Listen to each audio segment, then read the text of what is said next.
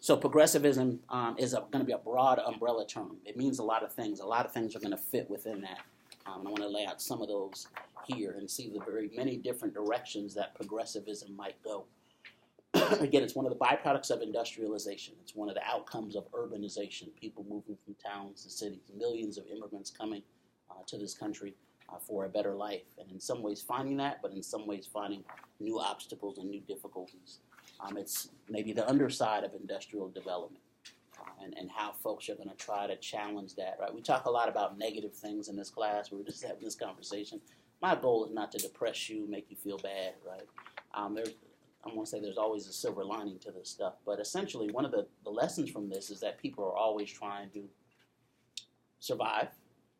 They're always trying to make their society better in certain ways. There always will be responses, even to the most negative of things. We talked about this with lynching. There are going to be anti-lynching activists. There are going to be people that defend themselves against lynching. There are going to be folks that try to stop it.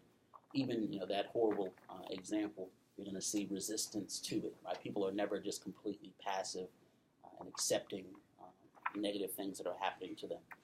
So keep that in mind too. There's always a kind of other side to these stories.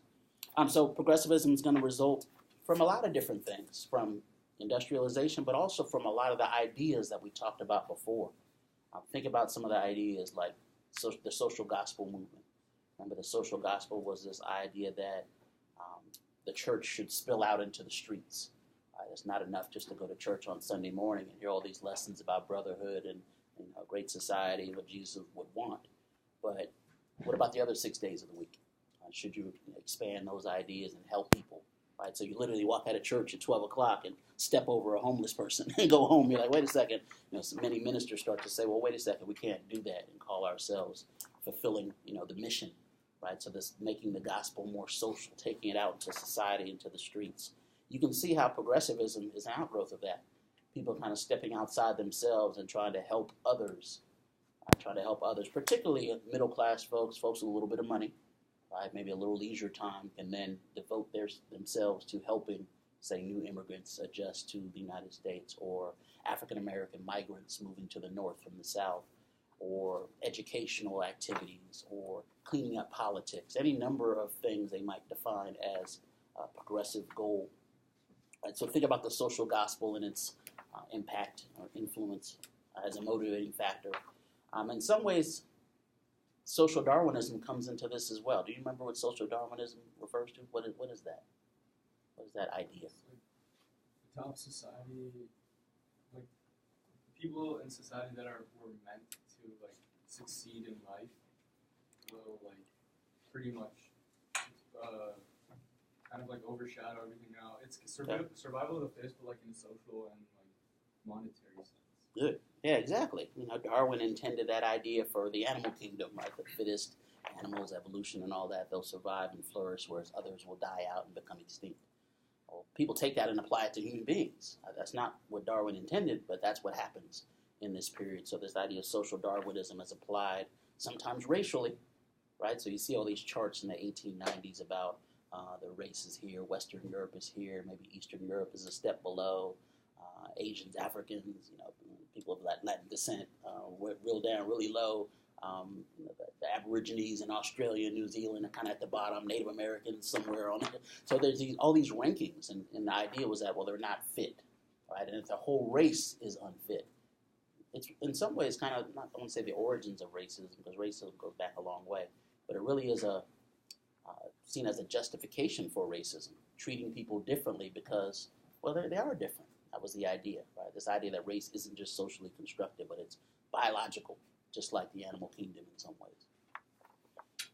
I don't know if it was this class, but in I think it was social Darwinism was a huge factor in expansionism, especially in our country and others, where we felt that these Native Americans, they're lesser than us, they're not really taking advantage of this land. We were put here, we beat the British. So now we have the right to take over things from lesser people. Exactly. And social Darwinism is seen as, it applies to individuals, but it also applies to whole nations, whole groups of people. And so it's seen as a justification for American imperialism in this period as well. And really all types of imperialism, but obviously we're mostly talking about the United States. So we should, move the Native Americans out of the way, right? That discussion we were having last time. They're lesser than. They're going to die out anyway. A lot of folks are making arguments about them dying out. And people take it a step further and say not only are they going to die out, but we should let them die out. That it's actually going against nature to try to even help them or save them. Same arguments are made about African Americans. Many of these same arguments made about many of these new immigrants that are coming. Well, they're not fit. They're not going to survive. So why waste time and money and make laws? And they're going to die out according to the laws of science. Right? So this is used in really interesting and powerful ways, powerfully destructive ways. Like you said, it applies also to imperialism. This idea that there not only are individuals that are more fit, like the captains of industry, but there are nations that are more fit. And, Americans will put themselves kind of near the top of that ranking, and other nations, say Cuba, Philippines, especially nations with darker skinned peoples. Right? Again, the race issue comes into this quite a bit. That you should conquer them. This is one of the major arguments, I would say, that gets Americans thinking of themselves. Remember, the United States are former colonies. So it takes some doing in this period to go from being a former colony to saying we should have colonies, we should have an empire. A lot of folks are like, that doesn't feel right. We were a colony, we fought for our independence, blah, blah, blah. Why now do we want to have colonies? Well, others will chime in with social Darwinism and say, well, it's good for them. We need to take care of our quote-unquote little brown brothers. Right? These are literally the arguments that were used in the Spanish-American War and other, annexing Hawaii and other places. So you see how race and empire kind of come together around an idea like social Darwinism. Now, progressives, they may be influenced by both of these things. This notion of the social gospel, that they should help, but also this notion that maybe certain people were inferior. So even progressives who, go into, say, neighborhoods and try to help people sometimes had racist ideas too. They may have been doing good, but sometimes there are problems there. There's class as an idea. A lot of middle-class folks look down on poor people. It's kind of the flip side, if you think about it this way, right? The wealthy were wealthy because they were fittest, right? But some say the poor are poor, it's their own fault too. They're poor because they're not fit. And so you really shouldn't feel bad about it. You should just step over them after church because, that's where they're supposed to be. That's according to the doctrine of social Darwinism as well. So it's an interesting time. You think about how powerful and prominent these ideas are. People are going to define it differently, though, as we'll see. The influx of millions of new immigrants will impact this. Right? The U.S. is changing. Literally, the face of cities is changing. And some folks are bothered by that. Some folks see it as a positive possibility. Urbanization itself, the growth of cities, professionalization, all these things are really happening kind of at the same time. Like I said, it starts off as a grassroots or a local movement, progressivism does. You see people that look outside their window, they see certain problems, they identify certain problems, and they say, I need to do something to change that problem. Now what's interesting is, again, it starts locally, but it's going to work its way up. It's going to work its way up to the city level. It's going to work its way up to state levels, ultimately to the federal level, and to where presidents themselves have to pay attention to this and try to do things to make their society better. And we'll talk about that. I want you to look at that process. So individuals like Lillian Wald, Jane Addams, Florence Kelley, some of the names we're still familiar with. You'll notice a lot of these are women as well. Women are very prominent in the progressive movement, the progressive era. They're going to find ways to really be political actors, even before they have the right to vote. Jane Addams is going to be particularly prominent politically, even though she doesn't have the right to vote. So organizations like the Henry Street Settlement House, or the Settlement House movement you'll read about. These were in urban cities like Chicago, where Hull House was, founded by Jane Addams. They were designed to help immigrants coming to this country to adjust to American life. Immigrants kind of come and they're just sort of thrown into these urban areas, usually living in slums, working in, the most difficult areas of town. And so these settlement houses are set up by middle-class people to sort of help in their adjustment, So Henry Street Settlement and Hull House would seek to intervene in the lives of individuals, especially poor people, common people, immigrants, and others. African Americans were playing to this as well as they begin to migrate to cities by the millions. And we'll talk more about the African American Great Migration in a little while. Ultimately, it reaches the highest levels of government. Right? Ultimately, it reaches up there. With the combined kind of moral and social appeal, the settlement house movement would attract educated young women and would grow quickly. Right? So it spreads, kind of like it reaches a tipping point.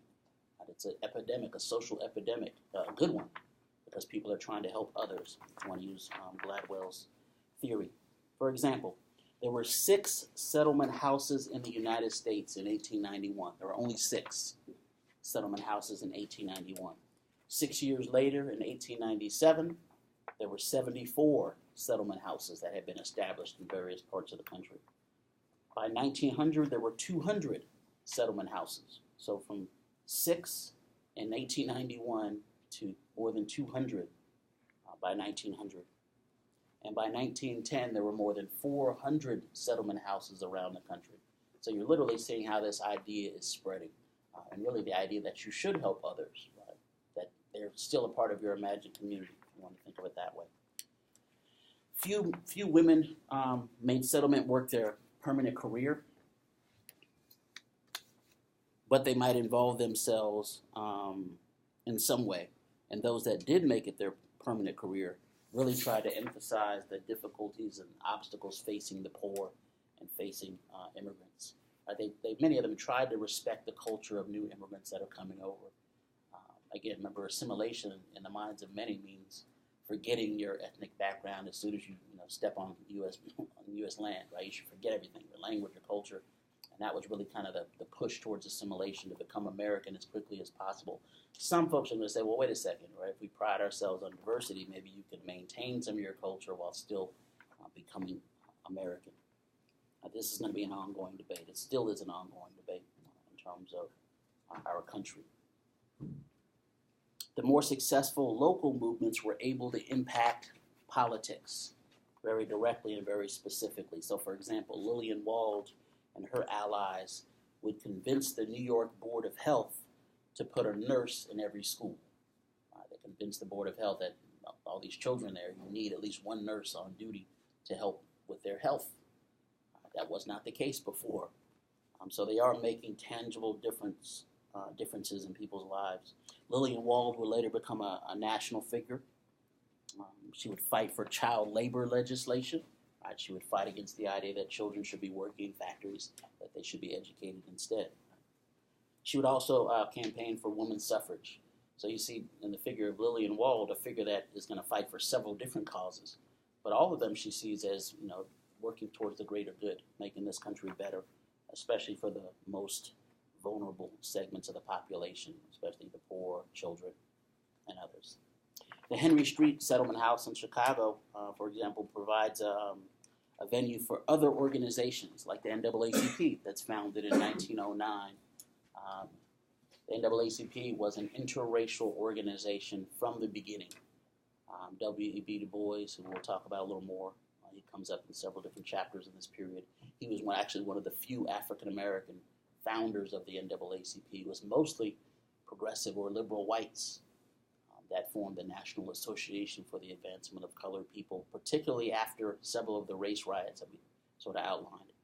There's the Springfield riots and the East St. Louis riots right around 1908. 1909, the NAACP is founded in New York to try to deal with race as an issue and racial equality. Again, it's an interracial organization. We think of this as only being a kind of a black organization. That was not the case. During the first 2 decades after 1900, millions of Americans identified themselves as progressives. So by 1900, millions of people say, oh yeah, I'm progressive. I'm definitely on board with the progressive goal. Right? They're going to define it differently. They might involve themselves in different types of activities, but they would label themselves progressives. And they start first on the local level. They literally look outside their window and identify what they see as the most pressing social problems. Politically, progressivism comes out of several issues. A lot of folks think that political corruption is a problem that needs to be solved. And so they're going to do things to try to deal with political corruption. For example, bringing more professional or more business-like practices into politics and government to try to professionalize things, to push for civil service exams. Right? So rather than just being given a government job, you had to take a test and get ranked and all these sorts of things. Right? This comes out of the progressive era. More compassionate legislation for people to sort of take more into account, right? Especially in relation to industrialization and the rise of industry. Again, nationally, progressivism kind of reaches its tipping point, or its climax, its high point, I guess, in 1912 when the four major presidential candidates all run on some form of progressive platform. So in order to win, they know you have to sort of be identified as a progressive. So it's gone from a local level up to sort of the highest levels of power by 1912. Some progressives focused on state and federal regulation of private industry. So again, how much should government be involved in the lives of individuals? Many progressives say, who else is going to do it if government doesn't do it? Right, so they want to regulate private industry. Others look at the waves of immigrants coming in and needing attention as the major issue. Right? So we see a lot of similar types of activities. Progressivism often had an ethnic and a racial component. Right? These northern slums are going to be the home for millions of new immigrants, many of them not speaking English, obviously, when they arrive. African Americans moving from the south to the north in this period by the millions. And so this racial and ethnic component, sometimes in a problematic way, is going to play into this. Sometimes class. Right? Sometimes middle-class folks go into these communities and think they have all the answers. They think the solution may be, well, just be like me. I forget about your culture, become like me, and everything will be okay. There are really three main themes that we can think about as the foundation for the various movements. Three sort of main themes. One, there's kind of an anger over the problems or the excesses of industrialization, industrial capitalism.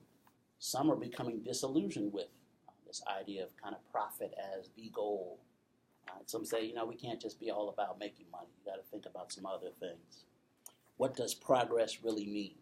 What does progress really mean? But they do still have a kind of optimism that they can change the world. Even they, as middle-class people, can impact change. So there's an anger over industrialization. That might be the first thing. Two, there's a partial rejection of individualism.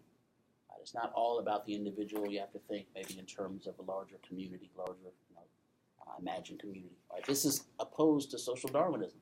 Social Darwinism says it's all about the individual. Right? These folks are saying, well, you need to think outside yourself. Otherwise, the entire society may go down the tubes. And third, they believe that there's a need for people to actively intervene in their society. They can't just stand around and watch bad things happen. That you have to intervene actively in your society, and that you can make a difference if you do that. It's kind of the opposite of being apathetic in a sense. You feel like, okay, I can make a change. Even if I'm not a president, right, I can sort of help people in that sense.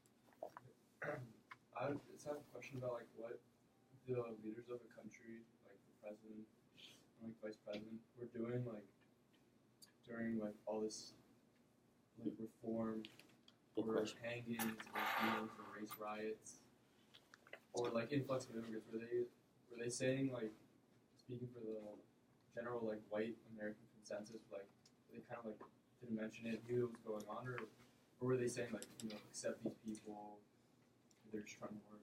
Yeah. Because I've never really heard anything about what presidents have been doing during all these reforms or riots.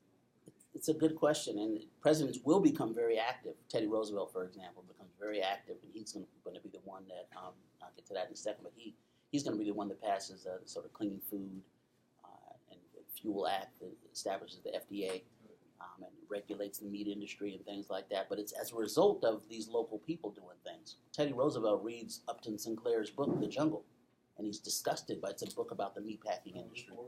Right? And so he reads this and he's like, oh my gosh, I have to do something as president. So it's interesting that a novel, essentially based on historical things, but that a book inspires, the president to act.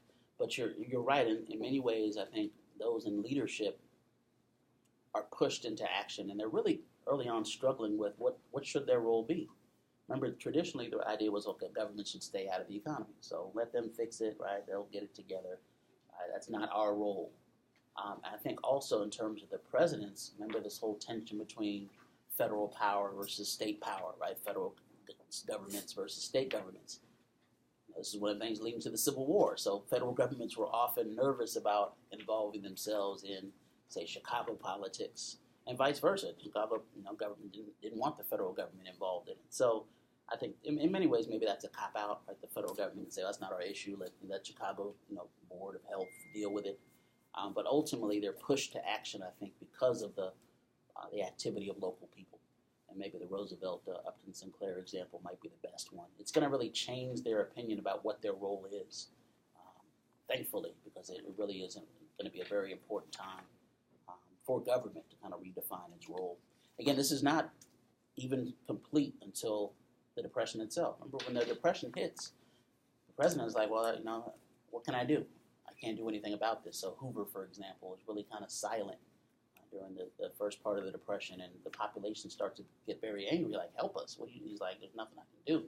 These things are going to resolve themselves. It's not until Roosevelt comes in and really changes the nature of government. Right? And we're going to see government become more involved than ever before. I mean, we see things like Social Security established in that period, disability insurance and other things that did not exist before. That was not seen as the role of government. That was seen as overstepping its bound. That was seen as socialism, right? Healthcare, what are you talking about, right? Disability, well, it's your fault. You lost an arm in the factory, well, too bad for you. Oh, your family's starving, I wish I could help. But these laws were not in place at that point. But progressives start to say, well, why aren't they? We pay our taxes, right? Who if not the government, who else can make these major changes? Who has the money, who has the power, who has the influence, if not government? So these folks really push government to redefine its role, and there is going to be a response from those in power, but it's a good question because it's really a major change in how we view government. Again, there are still debates over this, and the political parties, the main political parties, still disagree over kind of the extent of this, even to this day. Women are particularly important here. I mentioned this before, this question of gender. Women often see their role as kind of civilizing what is a crazy nation. Even though they themselves don't have all the rights of men, they're going to find ways to become a very powerful movement, especially with the increasing numbers of college-educated women beginning in this period. Urban political machines will try to involve themselves on a local level at first. Right? For example, they try to pass progressive legislation in urban areas. In some ways, these political machines in, say, Chicago or New York are doing this for political purposes. If they, for example, appeal to these millions of new immigrants that are coming, say you're the Democratic Party in New York, and you say, oh, I'm the party of the immigrant, right? 8 million new immigrants come. They might vote Democratic, right? And this is what happens. And so, again, part of it may be morally, you want to help people. Part of it is this becomes the base of the support for many of these political machines. As we know, politicians, quite often their first job is to get reelected. So we can fit that into some of this too. Some progressive politicians in various areas, especially the West and the Midwest and the South, might become more prominent. Robert La Follette in Wisconsin is one that was seen as particularly progressive. In the West, progressives would challenge big industry like the railroads, like the mining industry, and push them to do things like increase safety standards and regulate various things. In the South, some progressives would involve themselves with this rising tide of kind of racial supremacy. Right? In some ways, these progressives might pick up from where the populists left off. We talked about the farmers, colored alliances, and all that. Some of these populists would pick up, or progressives would pick up where the populists had kind of died out. Prohibition is an interesting one. Prohibition refers to the movement to stop drinking, which is going to succeed in this country with the passage of the Prohibition Act. Right? It's illegal to drink alcohol in this country for several years. Progressives are really instrumental in that. They see that as a way of benefiting society. Journalists involve themselves in the progressive movement. People that are writing for newspapers, muckrakers as they were often called, because they saw their job as kind of mucking up nasty stuff so that the population could see it.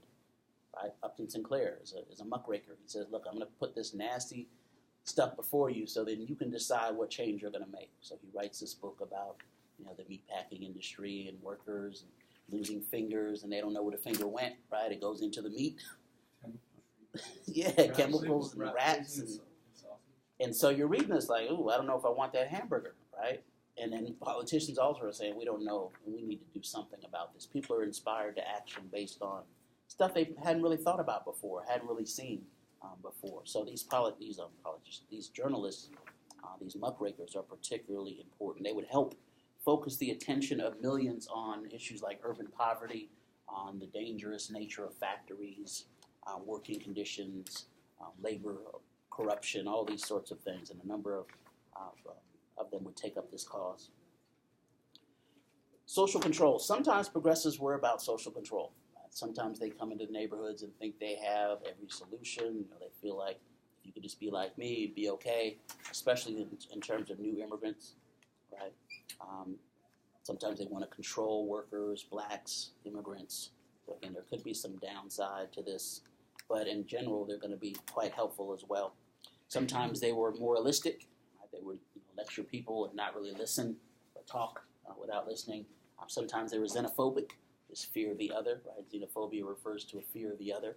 So as these new immigrants are coming over, they seem like an other. They seem so different that a lot of folks would discriminate against them based on that.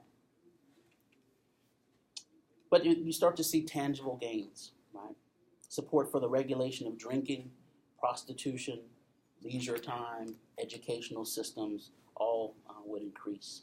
For example, by 1918, all states had some form of mandatory school attendance. So by the end of World War I, all states have some form of mandatory school attendance. That kind of stuff didn't exist before, right? Immigration, of course, we keep coming back to this idea of immigration as important. On the eve of World War I, close to 60% of the industrial labor force was foreign-born. So more than half of the labor force in these factories are going to be people born in other countries, come to the United States and help develop the industry there. So you see why progressives might pay particular attention both to the factories and to the immigrants.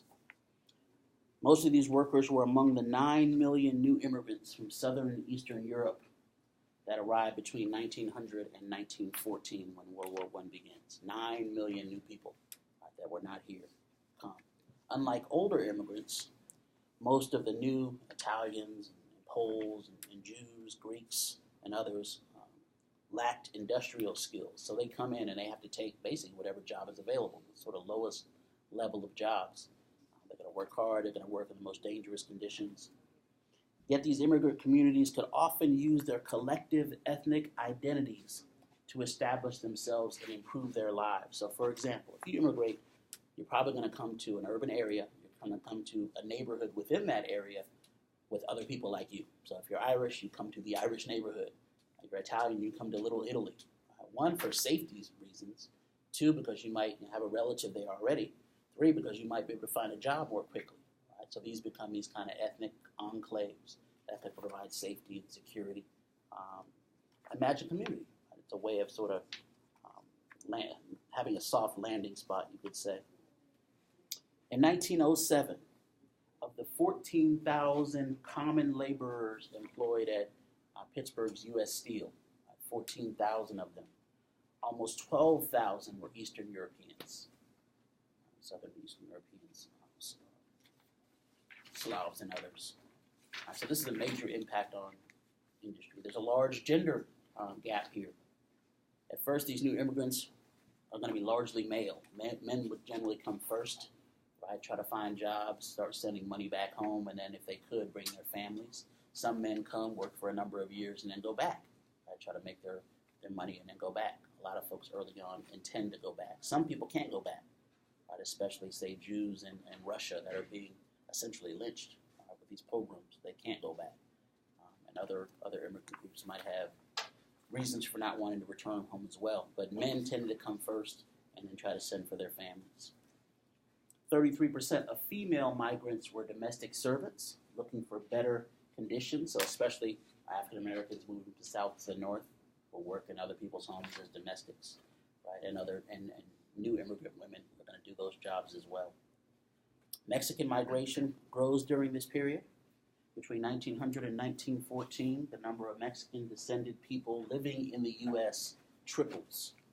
Right? So that same period, especially in the Southwest, right, it's kind of a regional component to this, from 100,000 to 300,000 in that same period. And they're coming because there was employment. People actually need them to come for the jobs. Between 1898 and 1907, more than 80,000 Japanese entered the U.S., again, primarily on the West Coast, particularly California, although U.S. law prevents Japanese immigrants from gaining citizenship. So you allow them to come and fulfill jobs that are needed, but you're not allowed them to become citizens. You're going to see laws against Japanese immigrants owning land in places like California. Again, very similar to what we saw in the South with African Americans. Right? Race works. Why particularly the Japanese? Why? Yeah, like why not? Why didn't they have that for the Chinese? They would have some of that as well, but really the immigration stream changed. In the 1850s, the first group is coming as Chinese laborers, but later, around 1900, Japanese are going to come. There's gentlemen's agreements between the two nations and things, and they come particularly and move into agriculture.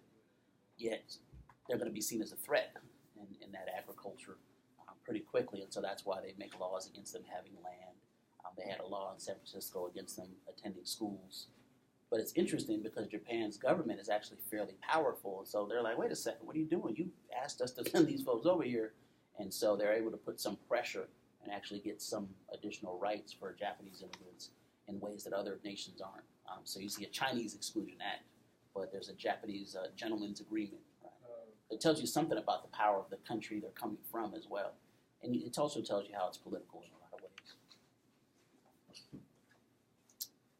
You see the creation of urban ghettos, places like New York City, and we borrow that term from Europe, where Jews and others were limited to certain areas called ghettos. Right? We use that term in the United States to refer to the same kind of thing.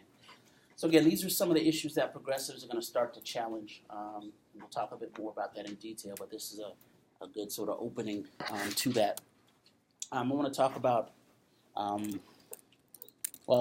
that's enough for now. We'll talk about some other stuff on Wednesday.